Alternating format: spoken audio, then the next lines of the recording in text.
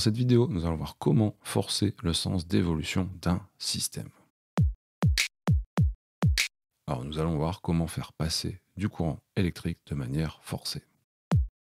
On se souvient quand on a une réaction du type A R1 plus B R2, où R1 et R2 sont les réactifs, A et B sont les coefficients stoichiométriques, ça va donner C P1 plus D P2, où P1 et P2 sont les produits, C et D sont les coefficients stoichiométriques des produits. Ça, c'était une réaction de base. Eh bien, quand on avait ça, on pouvait calculer le quotient de réaction qui était écrit en rouge sur le côté. La question qu'on s'était posée à l'époque, c'est dans quel sens évolue spontanément une réaction chimique, donc dans quel sens la nature impose à une réaction chimique de se produire. Pour ça, on avait besoin du quotient de réaction et de K qui était la constante d'équilibre. On avait vu que quand QR, le quotient de réaction, était inférieur à K, eh bien, la réaction avançait dans le sens direct, donc dans le sens normal entre guillemets, c'est-à-dire dans le sens de production des produits.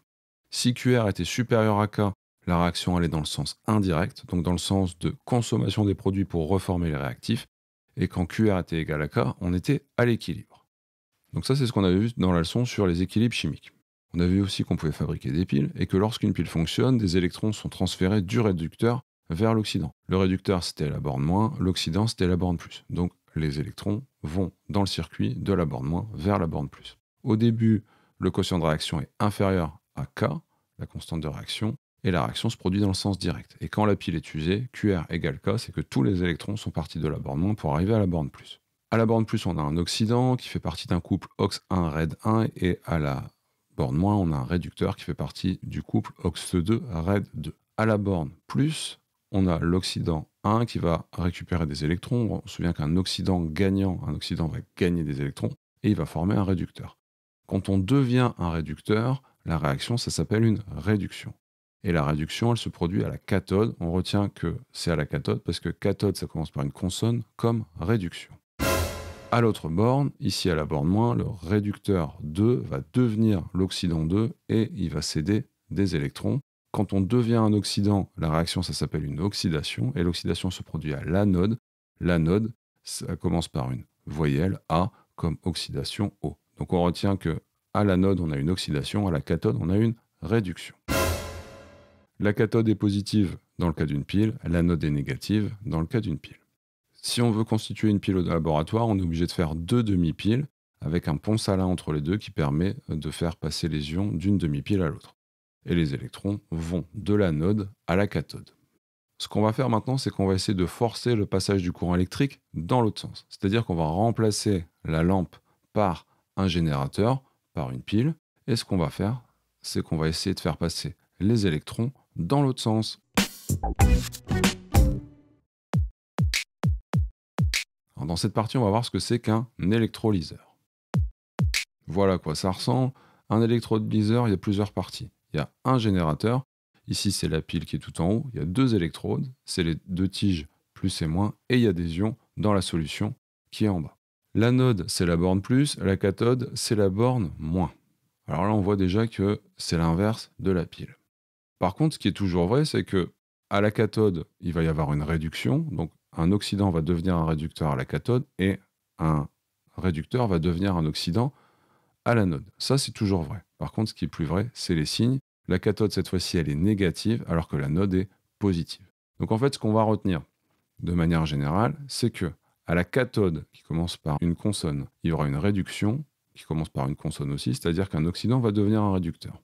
À l'anode, qui commence par une voyelle, il y aura une oxydation qui commence aussi par une voyelle, et une oxydation, c'est quand un réducteur devient un oxydant. On retient que dans la pile, c'est le truc normal, donc la cathode est positive, l'anode est négative. Cathode est positive comme cation, un cation c'est positif, anode c'est négatif comme anion. On retient que anode c'est négatif parce qu'il y a un N dans anode comme dans négatif. Ça c'est le truc normal, c'est ce que la nature impose. Mais si nous, on décide de faire passer du courant électrique dans l'autre sens, eh ben, on va inverser le sens naturel et du coup la cathode va devenir négative et l'anode va devenir positive. On se souvient dans l'histoire des piles qu'on avait réussi à calculer une quantité qu'on appelait Qmax, la capacité électrique, qui se mesure en coulombs. Eh bien, les formules sont les mêmes. Q égale Ne fois F. Ne, c'est la quantité de matière d'électrons échangés. F, c'est la constante de Faraday, qui vaut 6,65 fois 10 puissance 4 coulombs par mol, ou 96 500 coulombs par mol.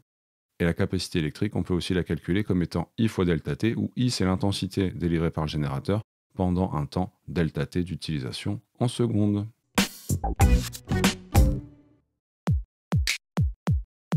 Alors on va voir un peu comment fonctionne le stockage et la conversion d'énergie chimique dans différents objets de la vie de tous les jours. Alors, dans une pile, dans un accumulateur, une batterie ou dans un téléphone portable, on va avoir un stockage et une conversion d'énergie chimique. Il y aura une borne plus, une borne moins. Si on met une lampe avec 2 fils, eh bien, elle va s'allumer. Les électrons vont circuler de la borne moins vers la borne plus. Quand il n'y a plus d'électrons, plus rien ne fonctionne, la lampe ne s'allume plus. Du coup, ce qu'on fait, c'est qu'on recharge la batterie ou la pile rechargeable ou le téléphone portable. Et que va faire le chargeur? Eh bien, il va ramener tous les électrons de la borne plus vers la borne moins.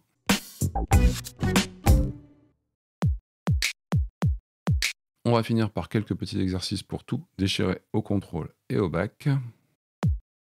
Alors, on réalise l'électrolyse de l'eau acidifiée par l'acide sulfurique. Vous avez des données. Et on vous demande de déterminer les 2 demi-équations mises en jeu lors de l'électrolyse de l'eau, en déduire l'équation globale de la réaction observée. Si on utilise un courant de 10 A pendant 1 heure, calculez Ne et calculez le volume de chacun des gaz formés. Vous pouvez faire pause et ensuite on corrige. Alors, déterminer les 2 demi-équations mises en jeu lors de l'électrolyse. Les 2 couples à disposition, c'est H plus H2 et O2 H2O. On voit que les produits, c'est H2 et O2. Quand on regarde sur le schéma qui vous est proposé, on voit qu'il y a du O2 et du H2 qui se forment. Donc ça veut dire que les réactifs, c'est les deux autres, c'est H+, et H2O. Donc on va commencer par les réactifs. H+ va donner du H2 et H2O va donner du O2. Les règles d'équilibrage des demi-équations électroniques, c'est on commence par équilibrer tout ce qui est autre que H et O. Bon, ici, on n'en a pas pour la première. On compense les atomes d'oxygène par des molécules d'eau. Dans la première, il n'y en a pas. Et on va compenser les H avec des H+. Donc là, ici, on va mettre 2 H+, à gauche parce qu'on a 2 H à droite. Et on finit par les charges avec des électrons. On a 2 plus à gauche, c'est 0 à droite. Donc on va rajouter 2 électrons pour avoir notre équilibre. On va faire pareil en bas.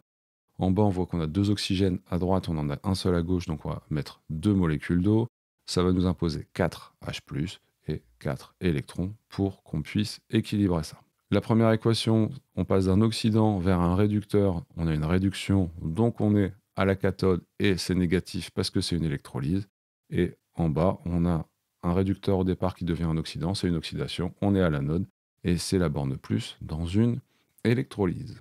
Maintenant, pour faire l'équation globale, eh bien, celle du haut, on va devoir la multiplier par 2 parce qu'on voit que dans celle du haut, il y a 2 électrons échangés alors qu'il y en a 4 en bas. Or, il faut qu'il y ait le même nombre d'électrons échangés pour que ça fonctionne. On va mettre ça comme ça et on va faire la somme membre à membre. Voilà ce que ça donne si on ajoute des deux côtés. On voit qu'on peut simplifier pas mal de trucs. On peut simplifier les 4 H+ de chaque côté. On peut simplifier les 4 électrons de chaque côté. Et voilà ce qu'il nous reste. Il nous reste 2 H2O donne 2 H2 plus O2. Si on utilise un courant de 10 A pendant 1 heure, calculez Ne. Les formules à notre disposition, c'est Q égale I fois delta T. Donc 10 fois 3600, parce qu'il faut le mettre en secondes, ça fait 36 000 coulombs. Q, c'est égal aussi à Ne fois F. Donc si on passe le F de l'autre côté, il multiplie à droite, donc il va diviser à gauche. Ne égale Q divisé par F.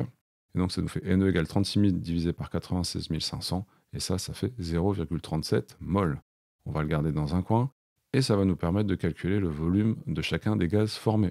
Voilà les deux équations. On voit que Ne, par rapport à la première équation, ça fait 2 fois H2, étant donné qu'il y a un 2 devant les électrons, et il n'y a rien devant H2, ça veut dire qu'à chaque fois qu'on a une molécule de H2 qui se forme, on a consommé 2 électrons. Donc ça veut dire que la quantité d'électrons utilisés, c'est le double de la quantité de H2 formée. En bas, ça va être x4, parce qu'il y a un 4 devant les électrons, et donc à chaque fois qu'on a une molécule de O2 formée, on a 4 électrons formés. Donc il y a 4 fois plus d'électrons que de O2. Du coup, ça nous permet de calculer que NH2, c'est Ne divisé par 2, et que NO2, c'est Ne divisé par 4. Il nous reste à appliquer la formule. Ne, c'est 0,37, donc ça nous fait 0,37 divisé par 2, ça fait 0,185 mol pour H2, et pour O2, ça fait 0,0925 mol. Maintenant, ce qu'on veut, c'est le volume. On sait qu'on a une formule qui nous dit que le volume est égal à la quantité de matière fois le volume molaire. Eh bien, donc, on applique cette formule. Pour H2, ça fait 0,185 fois 24, ça fait 4,44 litres. Et pour O2, ça fait 0,0925 fois 24, ça fait 2,22 litres. Exercice 2, l'électrozingage, qui consiste à recouvrir des pièces en fer ou en acier par une couche de zinc déposée par électrolyse. Ainsi, la pièce de fer est protégée de la corrosion. Je vous laisse prendre connaissance de l'énoncé et ensuite on corrige. Écrire la demi-équation ayant lieu à l'électrode de zinc. Donc on vous dit qu'on a une plaque de zinc dont la masse diminue. Donc la masse de zinc diminue car M2 est inférieur à M1. Donc si la masse de zinc a diminué, ça veut dire que le zinc est un réactif. Il y en a moins à l'arrivée qu'au début. C'est qu'il a donc réagi, c'est un réactif. Donc le zinc fait partie du couple Zn2 plus Zn. Mais donc du coup Zn, c'est le réactif. Donc ça va donner Zn2 plus 2 électrons. Donc voilà la demi-équation au niveau de la plaque de zinc. On vous demandait de savoir si c'était une anode ou une cathode, et si elle était positive ou négative. Dans le couple Zn2 plus Zn, Zn c'est le réducteur, il arrive en deuxième, donc c'est le réducteur. Donc c'est un réducteur qui devient un oxydant, donc c'est une oxydation. Une oxydation, ça se produit à l'anode, et l'anode, dans une électrolyse, elle est positive. Calculer Ne. Donc on a toujours besoin de cette équation-là. On sait que Q, c'est I fois delta T, donc ça fait 0,42 fois 50 fois 60, parce qu'il faut que ce soit en secondes, ça fait 1260 coulombs. Q, c'est aussi Ne fois F. On passe le F de l'autre côté, il multiplie à droite, donc il divise à gauche. Ça nous fait Ne égale Q divisé par F. Et donc ça nous fait 1260 divisé par 96 500, ça fait 0,013 mol. On a notre quantité Ne, on la met dans un coin, on veut calculer la quantité de Zn consommée. On voit que Ne, c'est 2 fois NZn, étant donné qu'à chaque fois qu'on a un Zn de plus qui est formé, eh bien, il y a 2 électrons qui sont formés en même temps, donc il y a 2 fois plus d'électrons que de zinc, donc on multiplie par 2 la quantité de zinc pour avoir celle d'électrons. Ça, c'est à cause des coefficients stoichiométriques qui sont devant. Donc NZn, c'est Ne divisé par 2, ça fait 0,013 divisé par 2, ça fait 0,0065 mol. On met ça dans un coin et on demande de calculer M2. Une masse, c'est une quantité de matière fois une masse molaire, 0,0065 fois 65,4 qui est la masse molaire. Et ça fait 0,425 grammes. Ça, c'est la masse perdue. La masse de départ, c'était 28,42, moins la masse perdue, eh bien ça fait 27,995 grammes. Il faut retenir que l'électrolyse, c'est comme une pile, mais à l'envers. Il se passe la même chose à l'anode, la même chose à la cathode, sauf que la cathode est négative et l'anode est positive. Moi, je vous dis à bientôt, vers la chimie et au-delà.